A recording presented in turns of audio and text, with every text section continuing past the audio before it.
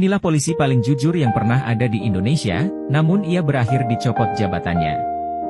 Yaitu, Jenderal Polisi Hoegeng Iman Santoso. Tahun 1956, ia bertugas di Medan, Sumatera Utara. Ia berhasil memberantas kejahatan, penyelundupan, perjudian, hingga perampokan. Akibatnya, ia dan keluarganya sering mendapatkan ancaman pembunuhan dari mafia. Bahkan ia sering mendapat sogokan berupa rumah mewah atau mobil. Tetapi, ia menolak semua itu dan lebih memilih berjualan bunga sebagai penghasilan tambahan untuk keluarganya. Bahkan, ia berani mengusut kasus Sum Kuning, yaitu kasus di mana seorang gadis berumur 17 tahun yang diperkosa oleh anak-anak pejabat di Yogyakarta. Namun anehnya, setelah pelakunya sudah diketahui dan akan ditangkap, Presiden Soeharto memerintahkan Jenderal Hoegeng dimutasi lalu kasus tersebut seakan tenggelam begitu saja.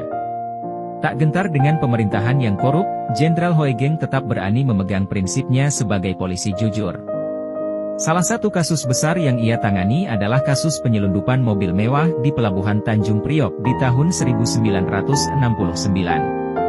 Saat itu padahal pelakunya sudah tertangkap yaitu Robi Cahyadi. Namun entah atas dasar apa, hanya berselang beberapa jam, Robi Cahyadi dibebaskan. Polisi Hoegeng yang mengetahui itu langsung meminta izin ke Presiden Soeharto.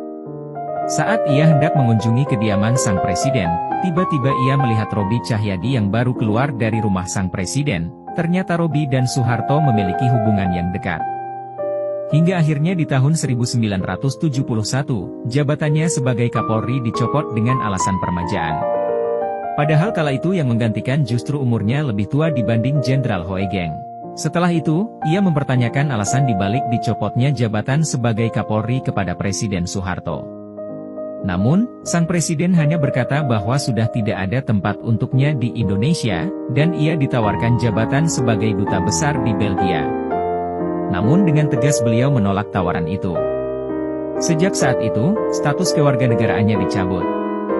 Ia dan keluarganya dilarang bepergian ke luar negeri, dan ia dijadikan tahanan rumah, meski pada akhirnya ia dibebaskan beberapa tahun kemudian. Apakah menurutmu masih ada polisi yang seperti beliau?